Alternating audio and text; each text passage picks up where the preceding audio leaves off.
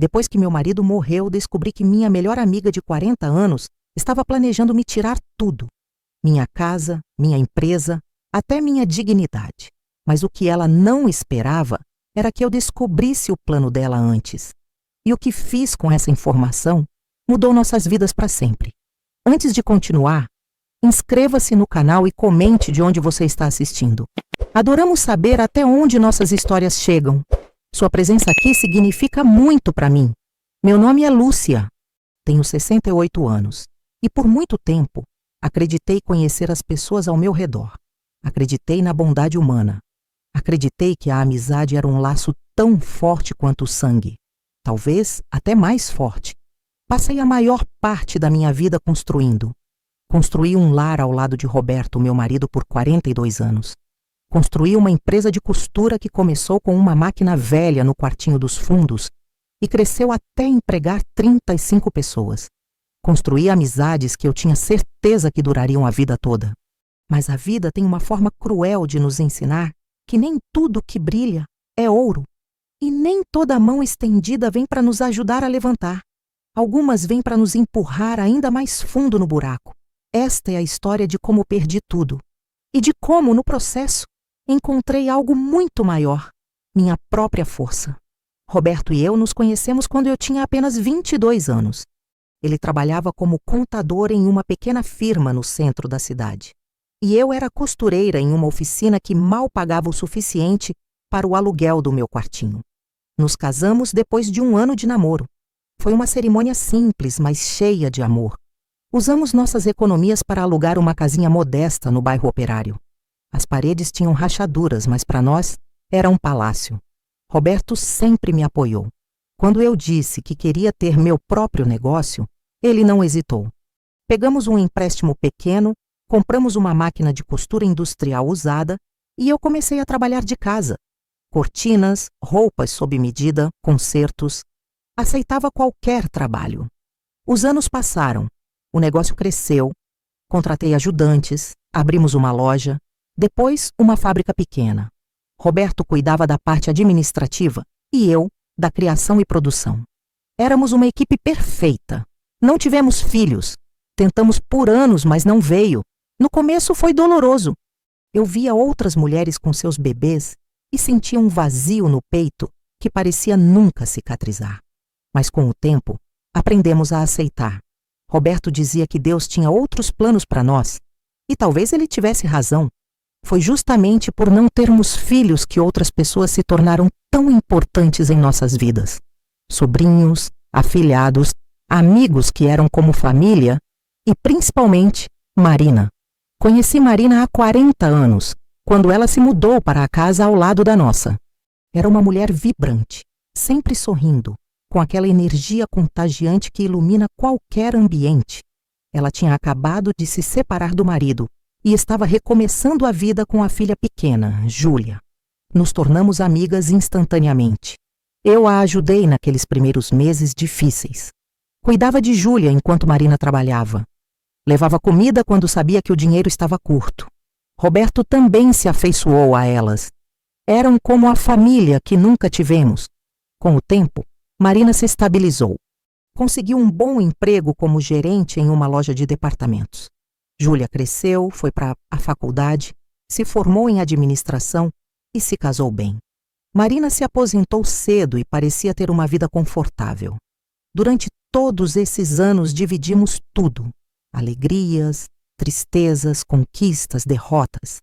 Quando minha mãe morreu, foi Marina quem segurou minha mão durante todo o velório.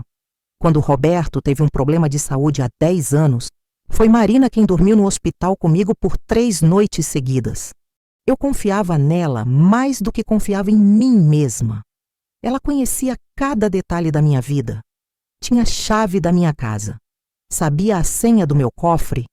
Era minha procuradora em documentos importantes. Afinal, não tínhamos filhos e eu queria que alguém de confiança pudesse tomar decisões por mim caso algo acontecesse. Nunca passou pela minha cabeça que isso seria minha ruína. Roberto começou a passar mal há 2 anos. No início eram coisas pequenas: cansaço excessivo, falta de apetite, dores que ele dizia serem apenas da idade. Insisti para que procurasse um médico. Ele relutou, como a maioria dos homens faz, mas eventualmente cedeu. O diagnóstico foi devastador. Câncer no pâncreas. Estágio avançado. O mundo desabou sobre mim naquele consultório. O médico falava sobre tratamentos, quimioterapia, expectativas, mas eu não conseguia ouvir nada além do zunido nos meus ouvidos. Roberto apertou minha mão. Ele estava pálido, mas mantinha a compostura. Vai, vamos vencer isso, ele disse, com aquele sorriso gentil que sempre me acalmava. Mas no fundo, os dois sabíamos a verdade. Sabíamos que aquela era uma batalha que provavelmente perderíamos. Marina foi meu porto seguro durante aqueles meses terríveis. Ela estava lá todos os dias. Me acompanhava nas consultas quando não podia faltar no trabalho para ficar com Roberto. Fazia comida para nós, organizava os remédios, cuidava da papelada do hospital. Você não precisa passar por isso sozinha, ela dizia, abraçando-me quando eu desabava em lágrimas. Eu agradecia a Deus por ter uma amiga como ela. O tratamento foi brutal. Roberto perdeu peso, perdeu o cabelo, perdeu aquela luz nos olhos que sempre o caracterizou. Mas ele lutou. Lutou com toda a força que tinha.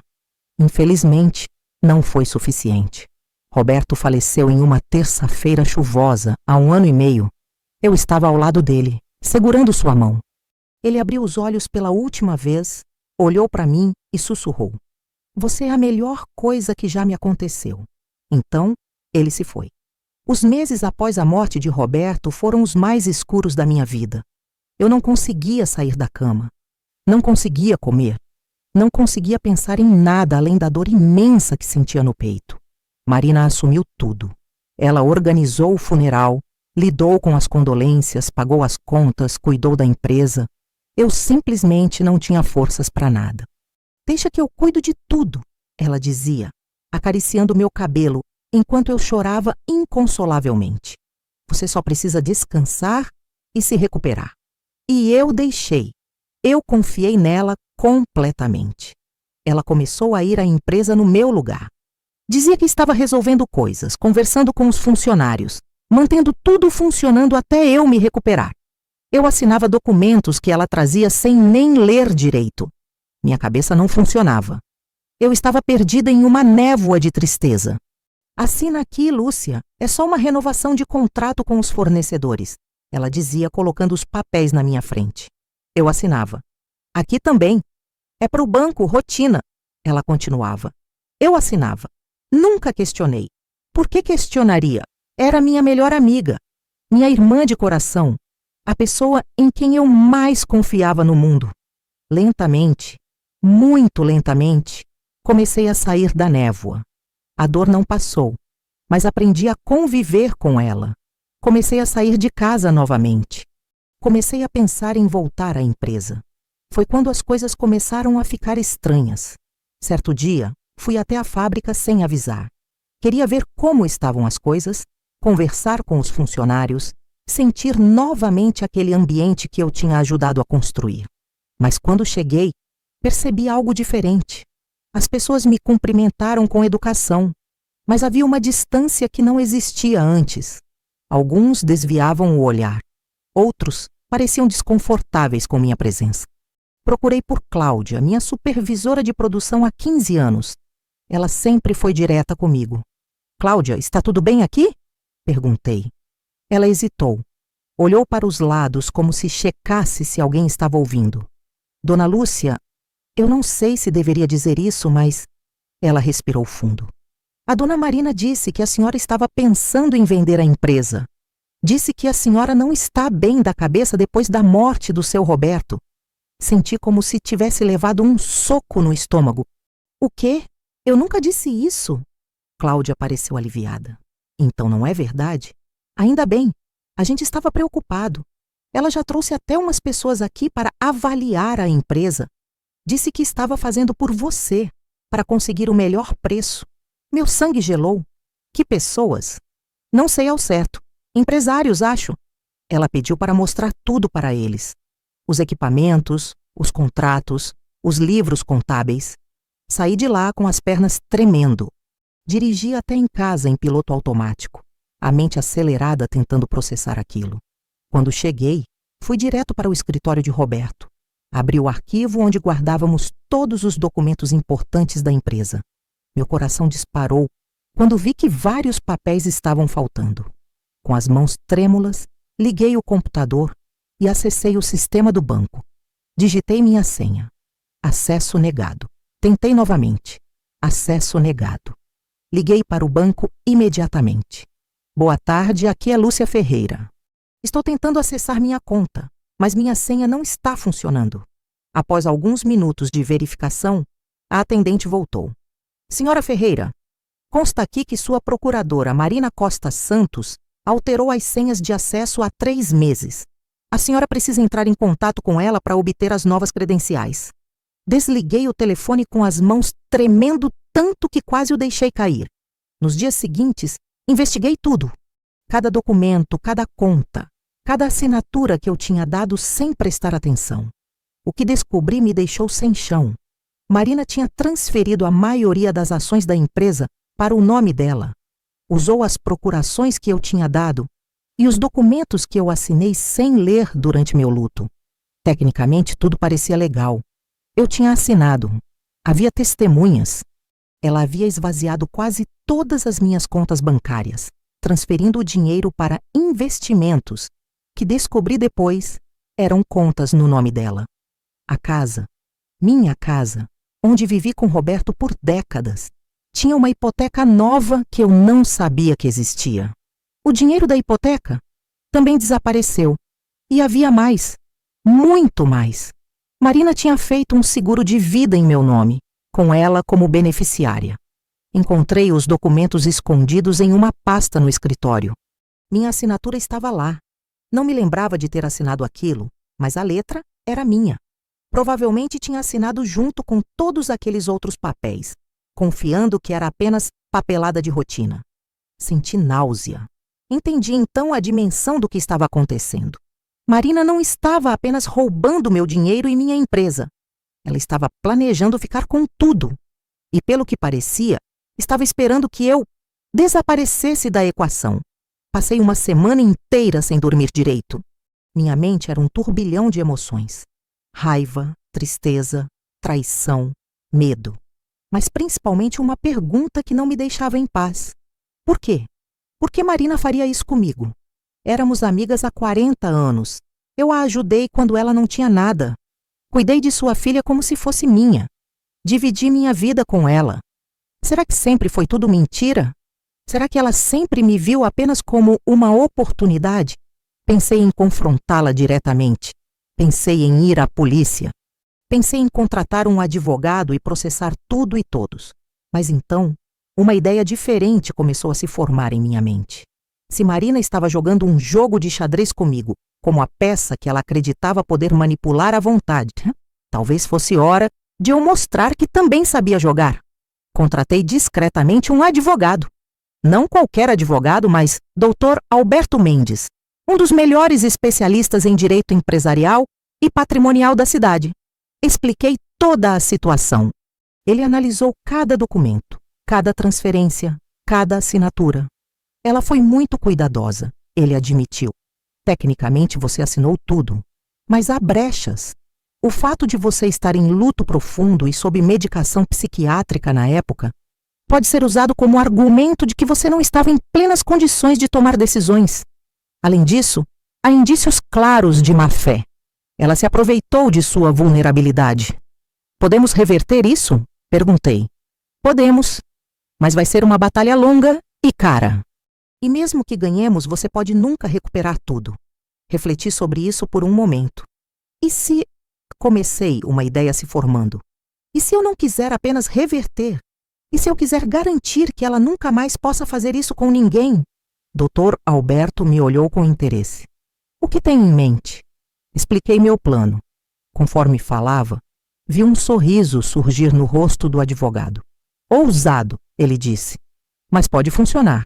Vai exigir paciência e atuação da sua parte. Consegue fazer isso? Pensei em Roberto. Pensei em todos os anos de trabalho. Pensei na traição. Consigo, respondi com firmeza. Desenvolvendo o plano. Parte 2. A atuação. Comecei a agir como se nada estivesse errado. Como se eu não soubesse de nada. Quando Marina vinha me visitar, eu a recebia com o mesmo carinho de sempre. Chorava em seu ombro. Dizia o quanto dependia dela. O quanto era grata por ter uma amiga tão dedicada. Não sei o que seria de mim sem você, eu dizia, segurando suas mãos. Ela sorria. Aquele sorriso que eu agora via pelo que realmente era, falso, calculista, venenoso. Sempre estarei aqui por você, Lúcia. Ela respondia, apertando minhas mãos com uma ternura fingida que me dava vontade de vomitar. Comecei a piorar. Fingia esquecimentos, confundia datas, deixava cair coisas, perguntava as mesmas coisas várias vezes. Meu Deus, Lúcia, você está bem? Marina perguntava, a falsa preocupação evidente na voz. Mas eu conseguia ver o brilho de satisfação em seus olhos. Eu estava me tornando exatamente o que ela queria. Uma velha senil, incapaz de cuidar de si mesma. Eu não sei, eu respondia, fingindo confusão. Acho que é a idade. E saudade do Roberto me deixa tão perdida. Talvez você precise de ajuda mais constante, ela sugeria. Já pensou em uma casa de repouso? Só temporariamente, até você se sentir melhor. Lá estava, o plano dela se revelando aos poucos. Não sei, talvez, eu dizia parecendo considerar. Enquanto isso, Dr. Alberto trabalhava nos bastidores. Coletávamos evidências, gravávamos conversas com autorização judicial, rastreávamos cada centavo que Marina tinha desviado e preparávamos a armadilha final. A peça central do meu plano dependia de um documento específico que eu sabia que existia. Antes de morrer, Roberto tinha me falado sobre um investimento que fizemos há muitos anos. Era um terreno em uma área que na época era rural, mas que agora estava se desenvolvendo rapidamente. O valor tinha se multiplicado por 20.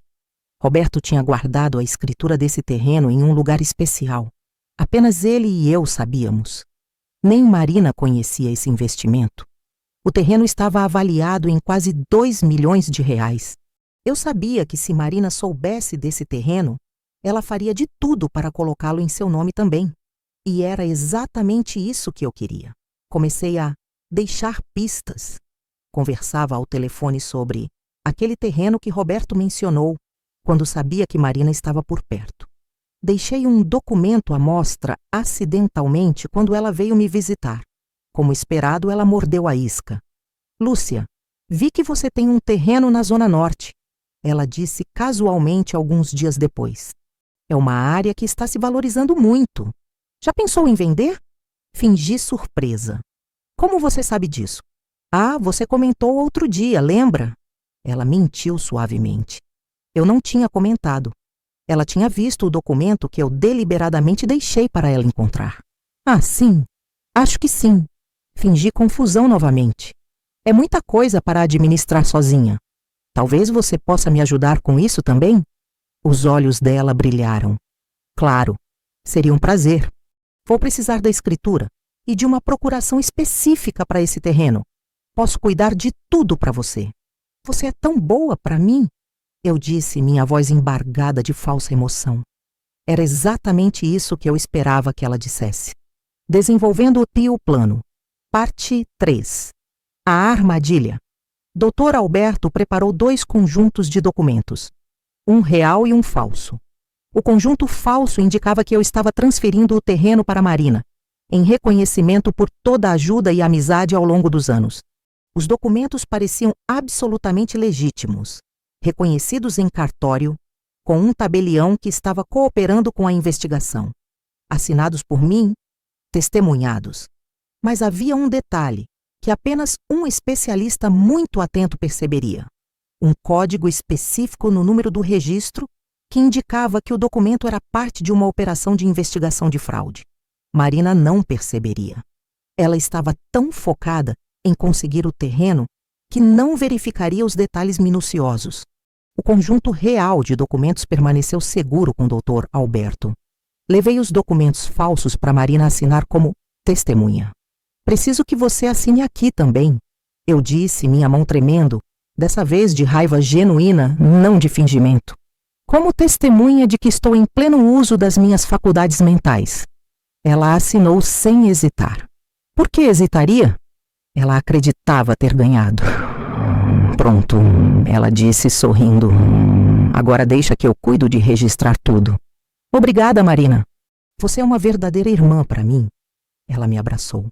Um abraço que deveria ser afetuoso, mas que senti como o abraço de uma serpente. Uma semana depois, Dr. Alberto organizou uma reunião. Disse para Marina que era com potenciais compradores do terreno, para discutir valores e condições. Marina estava radiante quando chegou ao escritório do advogado. Vestia seu melhor terno, estava maquiada, confiante.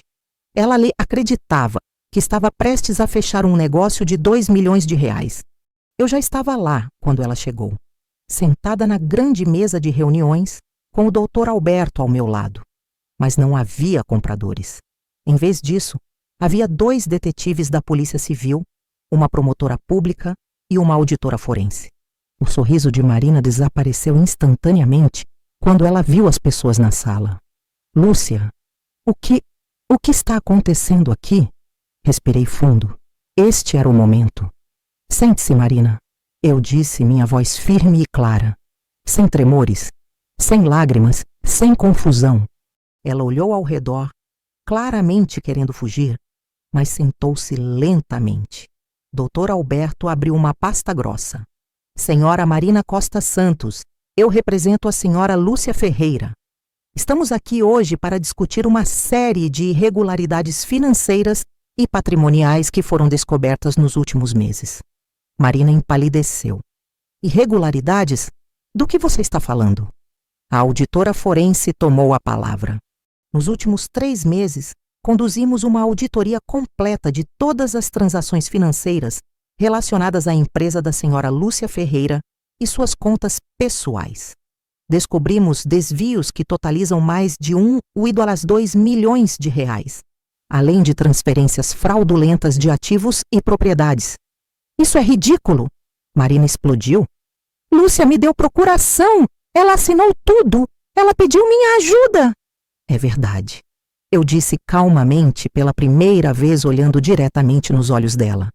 Eu assinei muitas coisas, porque confiei em você, porque estava em luto, porque você era minha melhor amiga. Vi lágrimas se formarem em seus olhos. Por um breve momento quase senti pena. Quase. Mas sabe o que percebi, Marina? Continuei. Percebi que eu nunca autorizei transferências para suas contas pessoais. Nunca autorizei a mudança de ações da empresa para seu nome. Nunca autorizei uma hipoteca sobre minha casa. E definitivamente nunca autorizei um seguro de vida com você como única beneficiária. Marina ficou em silêncio, a cor drenando completamente de seu rosto. Um dos detetives se inclinou para frente. Senhora Santos, temos evidências de apropriação indébita, falsificação ideológica e estelionato. Conseguimos rastrear cada transferência, cada documento, cada mentira. E tem mais, acrescentou a promotora. O terreno que a senhora acreditava ter acabado de adquirir. A transação foi uma armadilha. Cada assinatura que a senhora colocou naqueles documentos é uma confissão de que sabia exatamente o que estava fazendo, que estava conscientemente se apropriando de bens que não lhe pertenciam. Marina me olhou com uma expressão que misturava ódio, medo e desespero. Você fingiu tudo? A confusão? O esquecimento? Sim, eu respondi simplesmente. Eu fingi, porque precisava entender a extensão da sua traição. Precisava ter certeza. E precisava de provas. O confronto final. Houve um longo momento de silêncio. Marina tinha lágrimas escorrendo pelo rosto agora, mas não eram lágrimas de arrependimento. Eram lágrimas de raiva por ter sido pega. Por que, Marina? Perguntei, finalmente fazendo a questão que me atormentava. Éramos amigas, irmãs. Por que você faria isso comigo? Ela riu. Foi uma risada amarga, sem alegria. Por quê? Ela repetiu. Você realmente quer saber por quê, Lúcia? Sim, porque eu cansei, ela disse, a voz cheia de veneno. Cansei de ser sempre a segunda, a amiga pobre, a vizinha que você ajudava por pena. Você e Roberto com sua vida perfeita, seu casamento perfeito, sua empresa de sucesso, enquanto eu tinha um emprego qualquer, um apartamento alugado, uma filha que mal me visitava. Eu nunca te olhei dessa forma, protestei. Não? Ela sorriu amargamente. Toda vez que você me ajudava, eu via pena nos seus olhos. Cada convite para jantar, cada roupa que você me dava, cada vez que pagava algo por mim, era sempre você por cima e eu por baixo. Sempre você sendo generosa e eu precisando aceitar sua caridade. Suas palavras eram como facas, mas eu mantive minha compostura. Então você decidiu tirar tudo de mim. Como vingança pela bondade, eu decidi tomar o que deveria ter sido meu. Ela cuspiu. Depois de 40 anos de ser sua amiga obediente, eu merecia alguma coisa. E quando Roberto morreu, eu vi minha chance. Você estava tão perdida, tão patética. Foi fácil, incrivelmente fácil. E se eu não tivesse descoberto? Perguntei, já sabendo a resposta, mas precisando ouvir. O que você planejava fazer comigo? Ela não respondeu, mas o silêncio disse tudo. A promotora interveio. Senhora Santos, encontramos pesquisas no seu computador sobre casas de repouso, sobre interdições, sobre como conseguir custodiarem de pessoas com demência. Também encontramos conversas suas com um advogado sobre como proceder legalmente para ter controle total dos bens de alguém diagnosticado como mentalmente incapaz. Marina fechou os olhos. Você ia me internar. Eu disse suavemente, a realização completa finalmente chegando. Ia dizer que eu estava com Alzheimer ou demência. Ia conseguir controle legal total sobre mim e sobre tudo que eu tinha. E então, o quê? Me deixaria definhar em alguma instituição enquanto você vivia com meu dinheiro? Ela não negou. Não disse nada. Dr. Alberto colocou outro documento na mesa. Senhora Santos, preparamos 2 caminhos possíveis a partir deste momento. O primeiro, você pode escolher cooperar completamente. Devolver todo o dinheiro desviado, transferir de volta todas as propriedades e ações e confessar formalmente seus crimes. Em troca, recomendaremos ao juiz uma sentença reduzida, possivelmente pena alternativa com serviços comunitários e reparação de danos. E o segundo? Marina perguntou, a voz rouca. O segundo é enfrentarmos isso no tribunal. Com todas as evidências que temos, você provavelmente será condenada a pelo menos 10 anos de prisão. Apropriação indébita, estelionato qualificado, falsificação de documentos, tentativa de fraude patrimonial. Cada crime tem sua sentença. Marina me olhou. Você faria isso comigo? Depois de tudo que passamos juntas? Foi minha vez de rir, embora sem alegria. Depois de tudo que passamos juntas, foi você quem tentou me destruir, Marina. Eu estou apenas me defendendo. Marina escolheu o primeiro caminho. Não por arrependimento genuíno, mas por autopreservação. Nas semanas seguintes, ela devolveu tudo. O dinheiro, as ações, as propriedades. Assinou confissões detalhadas. Testemunhou sobre cada passo do seu plano. Descobrimos que ela havia começado a planejar tudo meses antes de Roberto morrer. Desde o momento em que soube do diagnóstico de câncer, ela viu uma oportunidade. Ela se preparou, estudou, planejou cada detalhe meticulosamente. A revelação mais dolorosa foi descobrir que ela tinha falsificado alguns dos documentos que eu supostamente assinei durante meu luto. Ela tinha praticado minha caligrafia. Forjou assinaturas em papéis que eu nunca vi. A mulher que eu considerava minha irmã tinha se tornado uma criminosa calculista, e eu nem percebi. No dia em que tudo foi oficialmente revertido, Marina foi condenada até 3 anos de prestação de serviços comunitários, restituição total dos valores desviados com juros e correção, e liberdade condicional por 5 anos. Qualquer deslize e ela iria para a prisão. Foi mais misericórdia do que ela merecia, mas era o suficiente. Recuperar meus bens foi importante, mas não foi o que realmente me trouxe paz. O que me trouxe paz foi recuperar a mim mesma. Durante aqueles meses, fingindo ser uma velha confusa e perdida, eu tive que olhar profundamente para dentro de mim. Tive que encontrar uma força que nem sabia que possuía. Percebi que tinha permitido que Marina, e antes dela, outros, me definissem. Eu era a esposa de Roberto, a amiga de Marina, a chefe dos meus funcionários, a sobrinha, a madrinha. Sempre alguma relação com outra pessoa. Mas quem era Lúcia, sozinha, sem os títulos, sem as relações? Comecei a descobrir. Voltei à empresa, mas dessa vez diferente. Promovi Cláudia a gerente geral e dei mais autonomia aos funcionários. Contratei um novo contador e um advogado para garantir que tudo estivesse sempre transparente e seguro. Vendi o terreno que usei como isca. Usei o dinheiro para reformar a fábrica e investir em novos equipamentos. Criei um fundo de bolsas de estudo para filhos de funcionários. Era algo que Roberto e eu sempre quisemos fazer, mas nunca encontramos o momento certo. Agora era o momento certo. Também voltei a fazer coisas por mim. Comecei aulas de pintura. Sempre quis pintar, mas nunca tinha tempo. Descobri que tinha talento. Minhas telas eram simples, mas honestas. Viajei. Fui a lugares que Roberto e eu planejávamos visitar, mas nunca fomos. Cada viagem era dolorosa, porque ele não estava lá comigo, mas também era libertadora. Eu estava vivendo. Ainda estava aqui. Ainda tinha histórias para criar. Fiz novos amigos. Verdadeiros amigos dessa vez. Pessoas que me aceitavam como eu era, sem precisar ser salva ou cuidada. Aprendi a distinguir entre bondade genuína e manipulação. Aprendi a confiar novamente, mas com limites saudáveis. Aprendi que não é egoísmo proteger a si mesma. 6 meses depois de tudo ter sido resolvido legalmente, recebi uma ligação inesperada. Era Júlia, a filha de Marina. Dona Lúcia? É Júlia. Eu gostaria de conversar com a senhora. Pessoalmente, se possível. Concordei em encontrá-la em um café no centro da cidade. Júlia chegou pontualmente. Ela tinha os olhos vermelhos e inchados, como se tivesse chorado muito recentemente. Obrigada por aceitar me ver. Ela começou sentando-se à minha frente. Como posso ajudá-la, Júlia?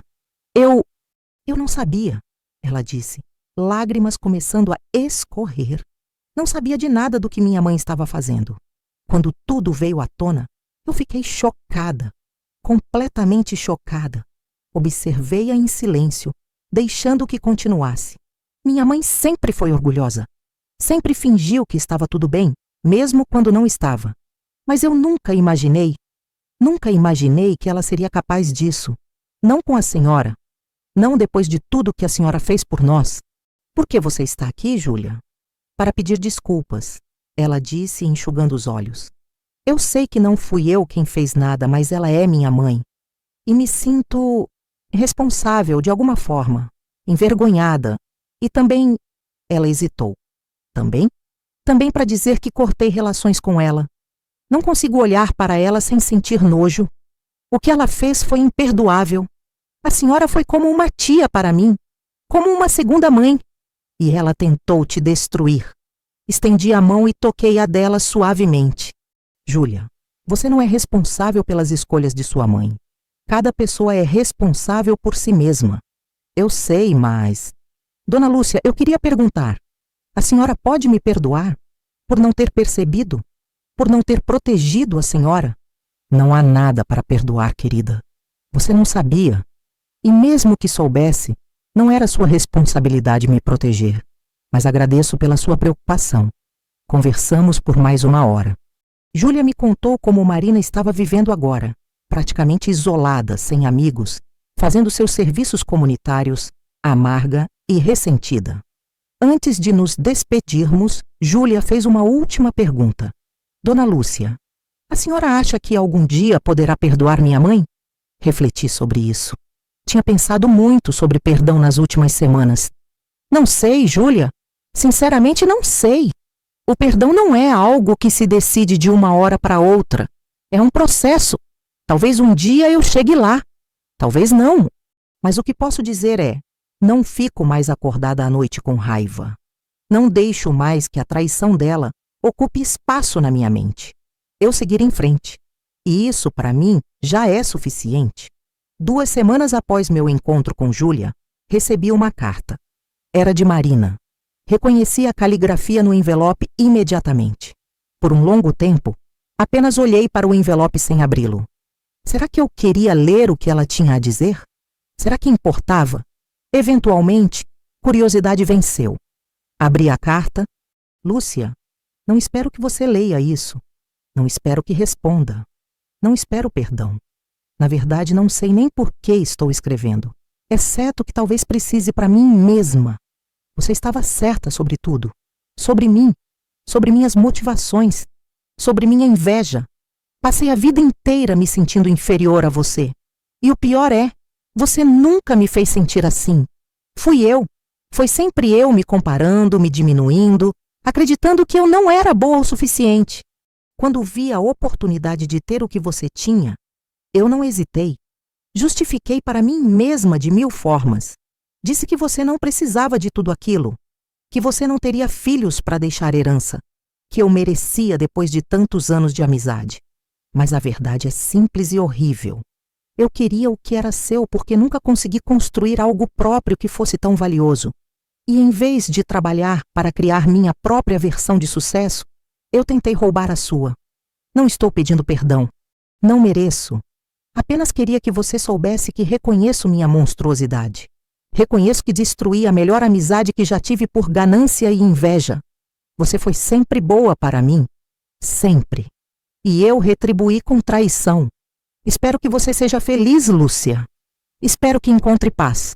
Você merece tudo de bom. Eu mereço exatamente onde estou. Marina, dobrei a carta lentamente e a coloquei de volta no envelope. Senti nada. Não raiva. Não satisfação. Não pena. Apenas nada. E percebi que isso era bom. Significava que eu realmente tinha seguido em frente. 1 ano após toda a confusão, minha vida estava irreconhecível da melhor forma possível. A empresa estava prosperando. Tínhamos acabado de fechar um contrato grande com uma rede de lojas de departamento. Os funcionários estavam felizes, produtivos. Eu tinha transformado a gestão, tornando-a mais colaborativa, mais moderna. Mas o que me deixava mais orgulhosa era o programa de mentoria que criei. Eu orientava jovens mulheres que estavam começando seus próprios negócios. Compartilhava minha experiência, meus erros, minhas lições. Ajudava-as a evitar os erros que cometi, incluindo confiar cegamente nas pessoas erradas. A confiança é importante, eu dizia a elas. Mas a confiança cega é perigosa. Confie, mas verifique. Seja bondosa, mas não seja ingênua. Existe uma diferença entre ser boa e ser uma tola. Eu tinha me tornado uma versão melhor de mim mesma. Mais forte, mais sábia, mais cautelosa, mas não cínica. Ainda acreditava na bondade humana. Apenas tinha aprendido a reconhecer quando ela era genuína e quando era uma máscara. Também tinha um novo círculo de amizades. Mulheres da minha idade que entendiam as complexidades da vida, que tinham suas próprias histórias de superação, que me aceitavam completamente sem querer nada em troca. E descobri que estava tudo bem estar sozinha. Sentia falta de Roberto todos os dias. Conversava com ele mentalmente, compartilhando minhas vitórias e desafios.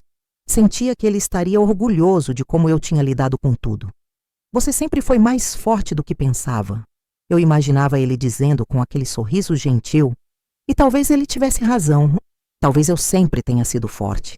Apenas precisei de uma traição devastadora para descobrir isso. Então, aqui estou. Uma mulher de 68 anos que perdeu tudo e recuperou não apenas os bens materiais, mas algo muito mais valioso, a si mesma. Se alguém me perguntasse se eu mudaria algo, se pudesse voltar no tempo, não sei o que responderia. Parte de mim gostaria de nunca ter passado por essa dor. Gostaria de ter percebido as intenções de Marina antes. Gostaria de ter protegido melhor o que Roberto e eu construímos. Mas outra parte de mim, a parte que cresceu, que se fortaleceu, que aprendeu, reconhece que às vezes precisamos ser completamente destruídos para sermos reconstruídos de forma melhor. Marina me ensinou lições valiosas, mesmo que não fosse sua intenção. Primeira lição: confie, mas sempre mantenha sua independência. Não entregue procurações totais para ninguém, não importa quão próximos sejam. Mantenha controle sobre sua própria vida. Segunda lição: luto não é desculpa para abandono de si mesmo. Quando perdemos alguém, é natural querer desistir, parar de viver. Mas é exatamente nesses momentos que precisamos ser mais vigilantes, mais cuidadosos com nós mesmos. Terceira lição: bondade não é fraqueza, mas bondade sem limites é ingenuidade. Ser boa não significa ser cega. Ser generosa não significa ser tola. Quarta lição: às vezes as pessoas mais próximas são as que podem nos causar mais dano, não porque estão próximas por acaso, mas porque têm acesso. Guardem-se, protejam-se, mesmo com aqueles que amam. Quinta lição: nunca subestime sua própria força. Eu pensei que não sobreviveria sem Roberto. Pensei que não conseguiria enfrentar Marina. Pensei que era fraca. Estava errada. E você, que está lendo isso, também é mais forte do que pensa. Sexta lição: a vingança pode ter vários rostos. Não precisa ser destrutiva. Às vezes, a melhor vingança é simplesmente se recusar a ser vítima. É se levantar, sacudir a poeira e construir algo melhor do que tinham antes de tentarem te destruir. Sétima lição: perdão é para você, não para o outro. Eu ainda não perdoei Marina completamente. Talvez nunca perdoe. Mas isso não me consome mais. Não deixo que ocupe espaço na minha mente ou no meu coração. Segui em frente e isso é suficiente. Olho para trás agora, para aquela mulher destruída que eu era há 1 ano e meio, chorando na cama, incapaz de funcionar, confiando cegamente em alguém que planejava sua destruição. Aquela mulher não existe mais. No lugar dela está uma mulher que conhece seu valor, que conhece seus limites, que sabe quando ser gentil e quando ser firme, que não tem medo de estar sozinha porque aprendeu que sua própria companhia é suficiente. Às vezes, à noite, quando a casa está silenciosa, ainda sinto a ausência de Roberto como uma dor física no peito, mas junto com a dor, também sinto gratidão. Gratidão por ter tido 42 anos com um homem que me amou genuinamente. Gratidão por ter construído algo de valor com minhas próprias mãos. Gratidão por ter tido a força para lutar quando tudo parecia perdido. E sim, até gratidão pela traição de Marina. Porque foi através dessa traição que descobri quem realmente sou. Foi através dela que aprendi lições que talvez nunca tivesse aprendido de outra forma. Não desejo a Marina nada de mal. Na verdade, não desejo nada a ela. Ela se tornou irrelevante para a minha vida. É apenas uma sombra no passado, uma lição aprendida, uma página virada. O que desejo é para você, que está ouvindo esta história. Desejo que nunca passe pelo que passei. Mas se passar, desejo que encontre dentro de si a mesma força que encontrei. Desejo que não se permita ser vítima para sempre. Desejo que saiba que a traição, por mais dolorosa que seja, não precisa ser o fim da sua história. Pode ser apenas o começo de um novo capítulo. Porque no final, descobri que minha melhor amiga planejava me tirar tudo. E sim, ela conseguiu por um tempo. Mas o que ela não esperava era que, ao tentar me destruir, ela na verdade me libertou. Me libertou de ilusões. Me libertou de dependências emocionais. Me libertou do medo de estar sozinha. E transformei o plano dela não apenas em meu triunfo, mas em meu renascimento.